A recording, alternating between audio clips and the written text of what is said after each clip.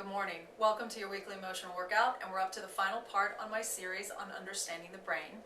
And the fourth brain, or what we call the heart brain, is actually the last part, and this will be a surprise to many people.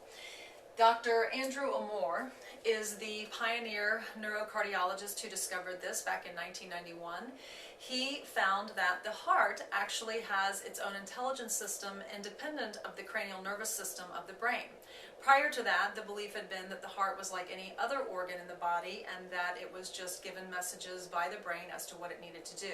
What they have since discovered is the heart has as many, if not more, neurons than the brain, and it has its own dialogue happening with the brain and talking to the brain about what it needs or doesn't need. One of the interesting things to note that they're seeing is the heart has a lot more influence on harmonizing the various systems in the body, and this is something that Chinese medicine has known for years and worked with. It's also interesting to note that in the developing fetus, the heart starts beating before the formation of the brain. So another little interesting thing. But one of the things that I look at when I'm working with these aspects of the brain, the logical brain, the neocortex, the limbic, the emotional, the autonomic nervous system, the physical, I look at the heart as the spiritual. And I look at how do we bring all of these pieces into congruency and harmony so that the person can act on what it is they want to do.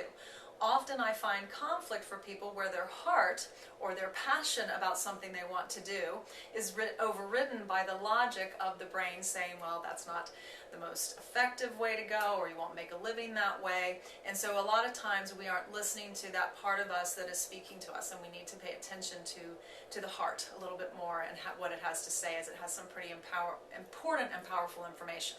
So I hope you've enjoyed this series on understanding your brain, and if you have any questions or comments, I'd love to hear from you. Just a reminder, I have these inspiration cards that are available for gifts.